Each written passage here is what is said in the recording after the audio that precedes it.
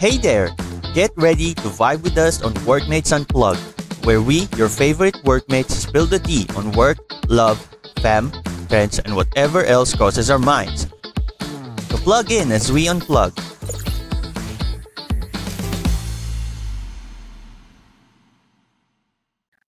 Welcome back to Workmates Unplugged. Napag-uusapan nga natin kanina about yung sa career shifting, di ba? May mga ganong tao na napunta sila sa ganitong work pero iba talaga yung gusto nilang work, di ba? Sa experiences nyo, meron na ba kayong personal experience na ganon or meron kayong kilala na nag-seek out ng advice sa inyo about that? Team, sa'yo. Sa akin, walang nag-seek out sa akin. Well, ako personally, ako mismo, when I was starting out, kasi ang natapos ko is computer related, which is computer science, right? Pero when I was going through, job hunting when I was young, hindi ganun ka-appealing ang mga offers for IT-related jobs before.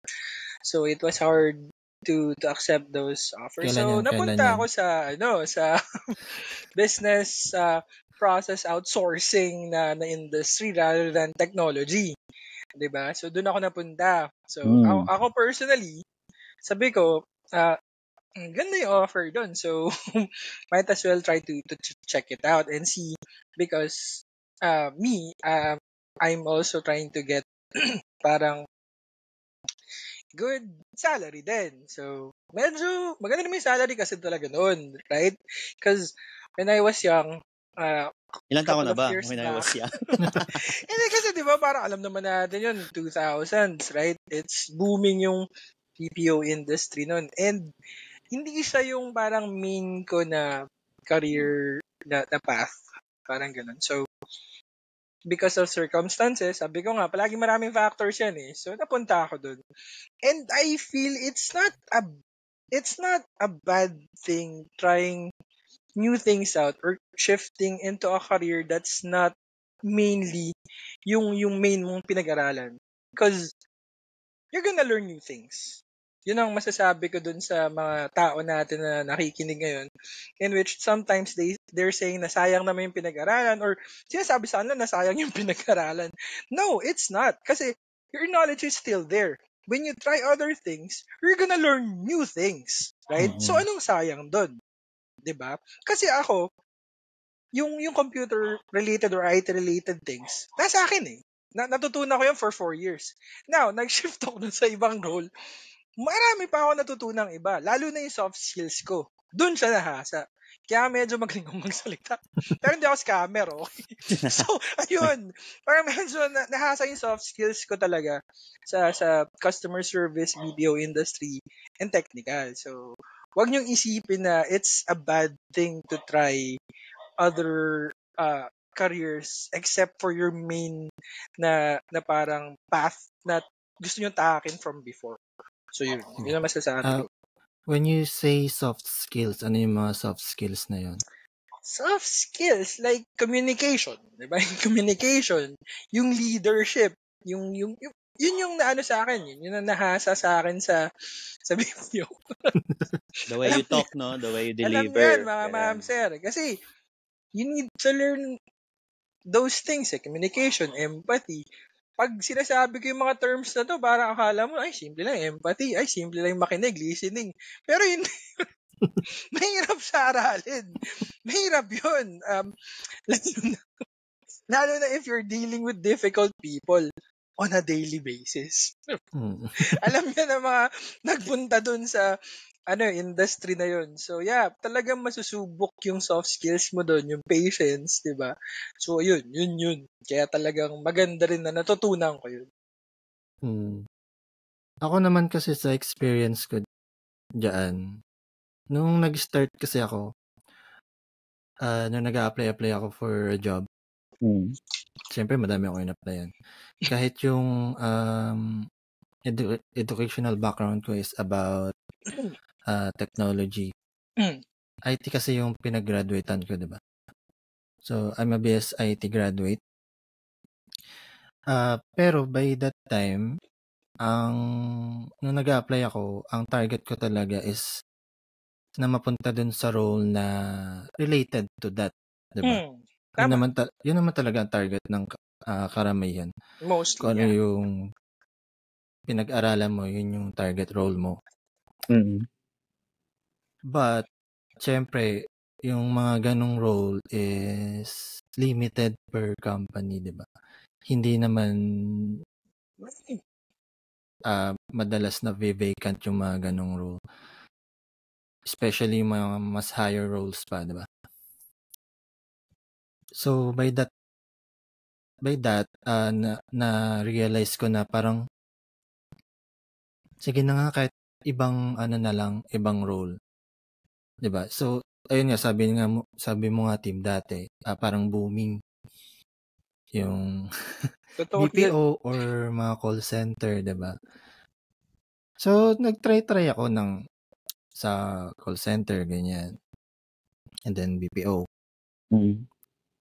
Kasi nga yun yung uso, doon ka parang mas makakahanap ng role na may good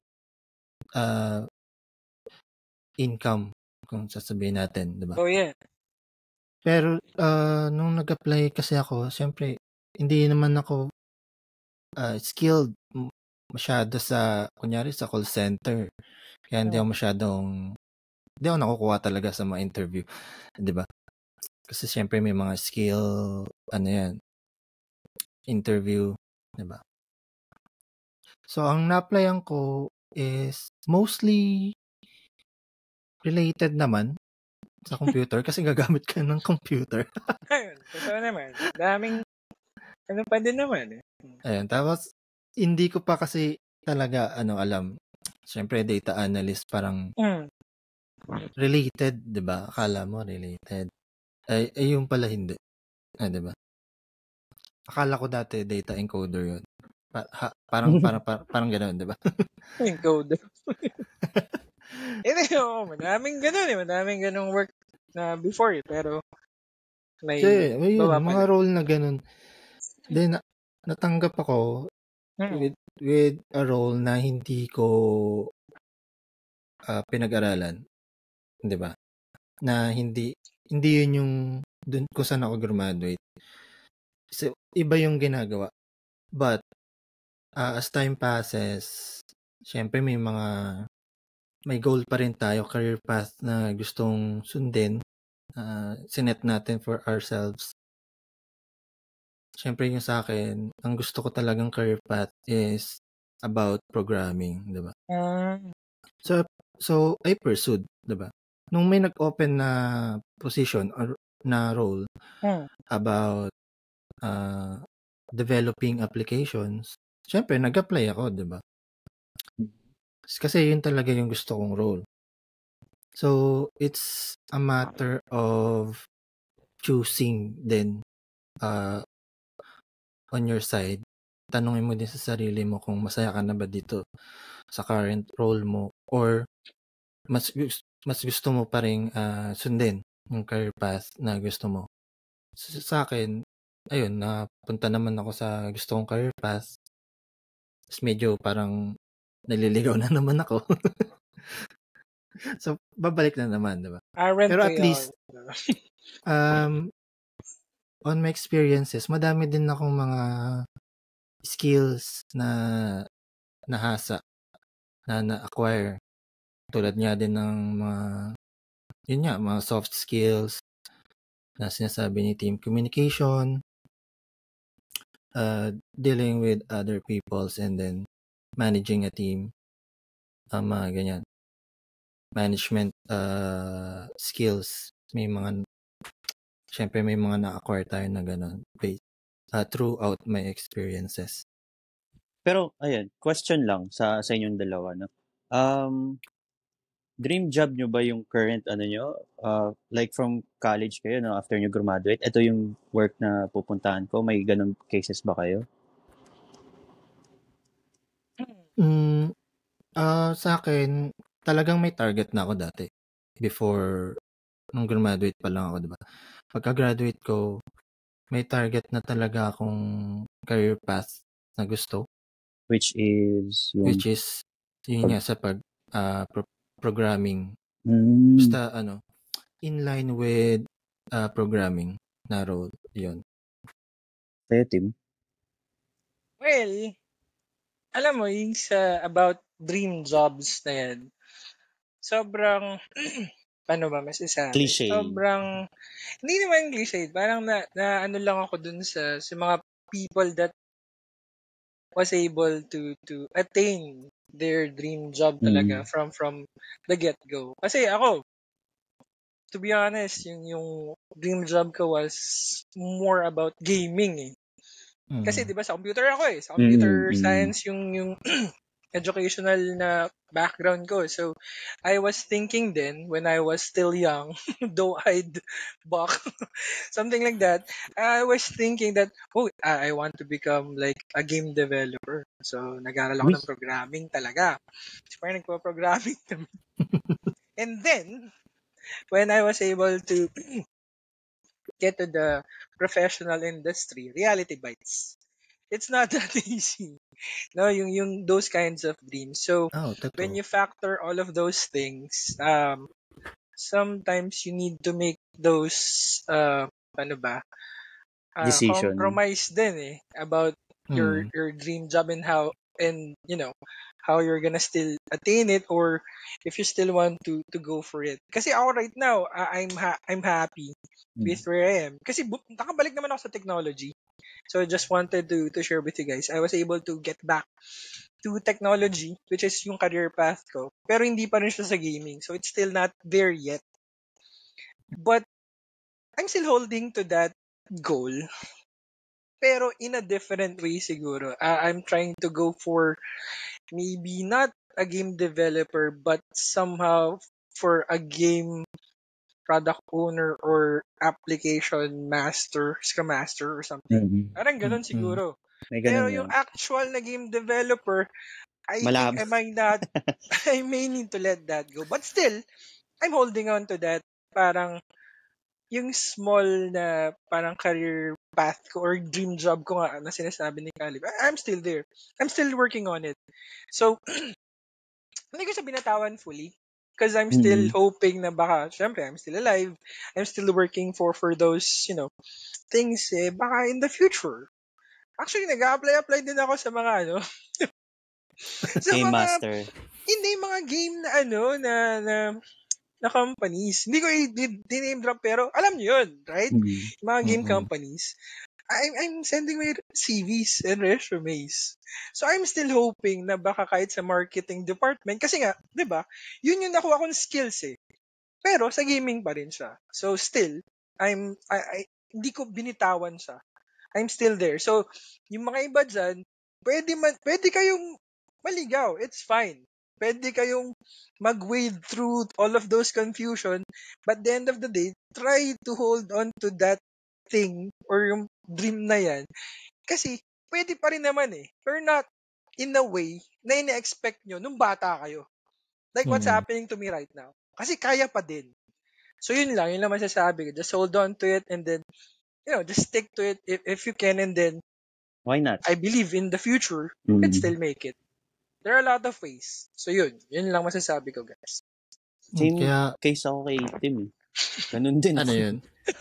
Yung, 'di ba, so fresh grad ako. Game so, din? Sa game development din. din. Anong game? Kasi alam ko hindi ako maano sa programming. So, iniisip ko, kahit anong related sa gaming. So, napunta ako nag-call center ako, gaming yung parang hawak na account, ganun. So, nagtagal ako doon, 1 month. So, kasi hindi ko parang forte yung ganun eh. Ang ano ko talaga, maging parang na-try ko maging, parang kasi nag-check out ako ng mga available na halimbawa sa JobStreet, LinkedIn, mga ganyan. Search mo lang game, tas may mga lalabas na options. Tama. Na-intrigue ako dun sa parang, game tester. Kahit yun lang, parang sabi ko, inisip ko, parang mag-game lang ako. Maglalaro ko lang, tatry ka lang. So, ayun, nag-try ako. Wala namang tas nagtry ako dito sa current ko.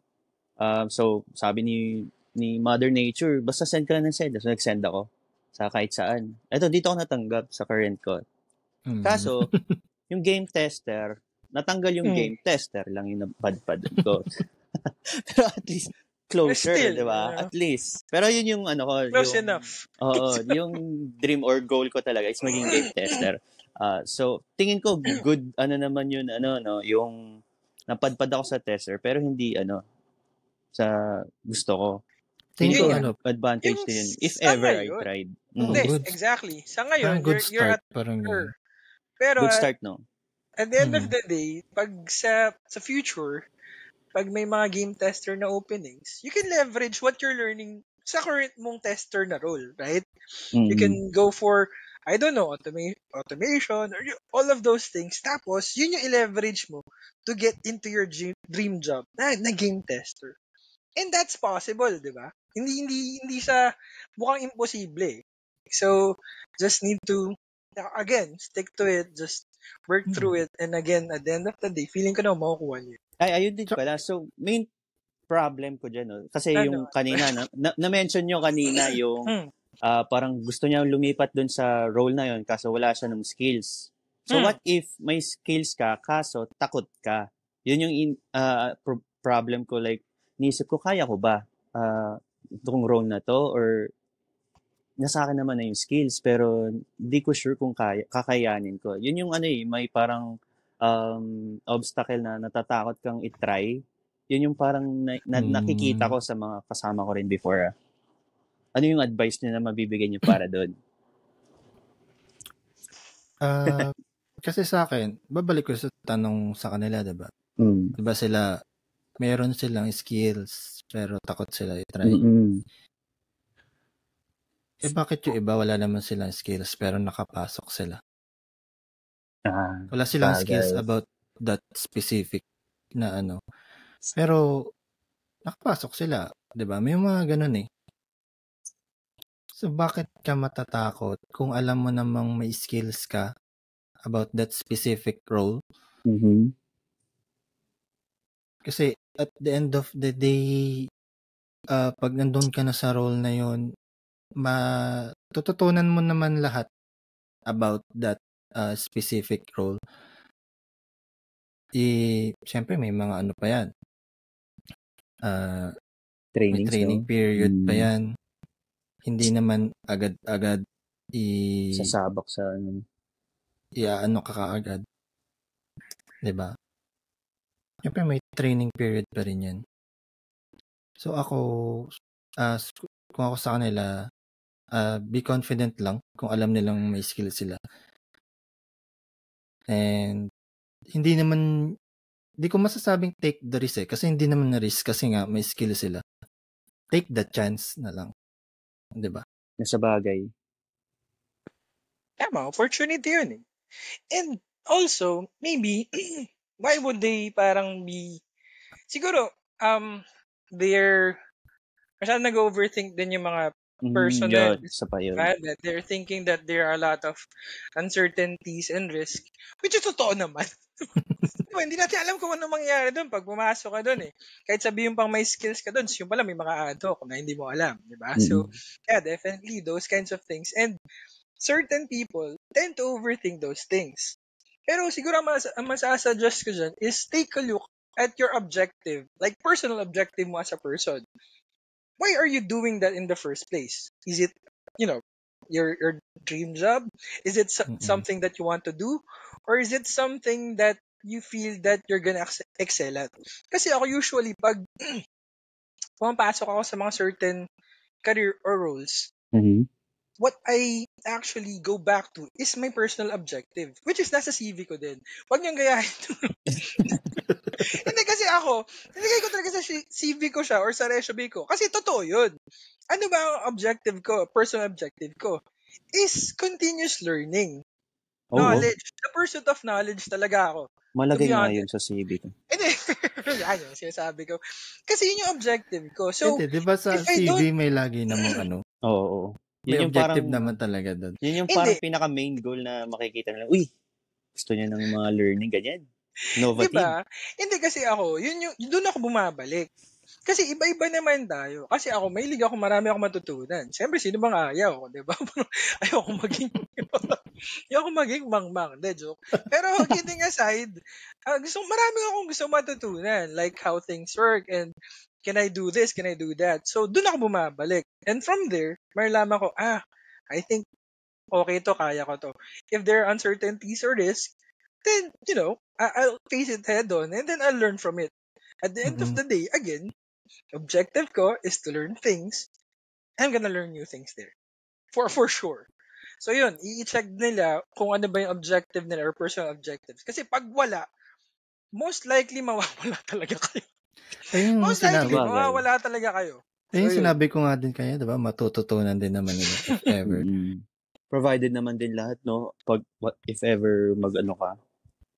Kahit sabihin pa may mga risk uncertainties, ganun talaga, ang gagawin natin. So, sa una, makakaban ka talaga kasi wala kang alam, di ba? Kahit sabihin pa may skills ka dun, yung pala, di ba? Sabi ko nga, ad hoc, alam na natin yan, mga mamster, so... pero ano pang magagawa mo, andun ka na, di ba? Exactly, so just, learn from it. Ako, yun yung kinukuha ko. I'm gonna learn from it, and then this is gonna be a new skill for me as a person, and I'm gonna improve. Ako, mahilig ako sa gaming so I tend to think of it as a level up. Diba? Oh. So, yun. New skill unlocked. Something like that. Ganun. Diba? So, yun. Ganun lang. Para hindi rin sila mawala, I guess. So, they also need to reflect. Kasi sometimes people just, charge head on, tapos bahala na kung ano. Pero wala minsang objective that they can go back to. So, walang foundation. Alam niyo naman, usually, ang isang bagay, pag mahina ang foundation yan or walang foundation, babagsak talaga yan. Gugulo. Diba? So, you need to have that certain, vision. Kaya kayo mga business na malalaki, palagi may mission and vision statement. As a person, I think you also need that in a way, for you to go forward in life, because kung di mo alam kung ano yung gusto mo, medyo maguguluhan ka talaga. Parang gano'n. So, ayun, Khalid. Ikaw, meron ka bang mission vision dyan? Maging macho dancer. Ikaw, bahala ka. Baka nakikinig dito yung mga yung sabihin yung establishment na yun. Pero baka may mga nakikinig. Baka may mag-message na lang sa'yo. So, at Khalid, talagang isang matinding yan. gmail.com. Isang matinding career shift yan. Madaming risk doon. Pero marami ka rin matututunan, Khalid. So, support.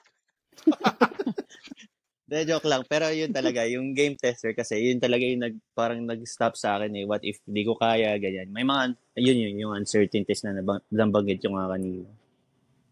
Pero yun nga, about career shifting, kung medyo naguguluhan kayo, tanong nyo pa rin sa sarili nyo kung sa current role nyo ba, sa current career path nyo ba is masaya na kayo, comfortable na kayo, kaya nyo na yung ipagpatuloy pa, diba? Or mas gusto nyo talagang sundin yung mga dream job or goal nyo from the start. Nasa sa inyo pa rin. Ikaw, Khalid, ano masasabi mo? Well, try ko na nga Ito na nga Ito, sasend ko na CV ko. Pero ayun, agree ako dun sa mga na-mention nyo kanina, no? So, who knows, baka 2 years from now, mga ganun, or makuha ko na yung role na gusto ko. Hopefully, wishful thinking lang, ganun. Sana. Wishful thinking talaga. Pero hindi, you need to also parang work on it, diba? If you're gonna go for those things. Again, sabi nga, diba? Go back to your roots or go back to basics Kasi kung yun nga, yung foundation mo, yung objectives mo is not there to begin with. Most likely, baka lost kayo ngayon. I think that happens to a lot of people, diba? So, if you just go back to your original objective, or maybe kahit hindi original, because, again, learning is continuous, right? Parang, it changes and you as a person, you improve. Kasi ako, yun sa akin. To be honest, that's me. Pursuit of knowledge and for me to improve myself. Parang ganun. So, pag nawawala ako, feeling ko, parang hindi na yung role ko parang hindi na yung career ko to Pero when I go back to my objective in the pursuit of knowledge and to improve myself, would this actually address those? And I think yes. Because when I go through in life, kung ano man makakuha ko dun, matututunan ko. In which I could use to improve myself. So yeah, I'm still within that path na inano ko for myself. So, yun, i-check nyo din yun. Kasi kung wala kayong ganun, feeling ko baka malulos talaga Pag wala kang go back to basics. Tapos yun, magkakaroon ng chaos, magtatanong-tanong na kayo. Ikaw, bakit sige nito? Hindi, diba? Kasi minsan, sasabihin mo, bakit sige nito? Parang ayos ng buhay. Ba't yun sa akin parang ang gulo? Check mo din, bakit ganun? Baka kasi hindi mo rin i-reflect. Diba? Parang, so yun. Minsan, mag-reflect din. Maganda rin yun. Pero for you to reflect, mag-vacation. Diba? Parang mga ganun. Tapos mag-isip kayo. Pero, ayun nga, kidding aside, make sure you have something to go back to for you to realign kung sakali mang you feel lost with your career or kung ano mang career shift na yan. Because if it still goes with your objective, then definitely you're not lost. So yeah. Ayun, that's all for this episode. Thank you for listening to Workmates Unplugged. This is MJ. This is Kali. And Tim. And see you again on the next episode. Bye. Bye.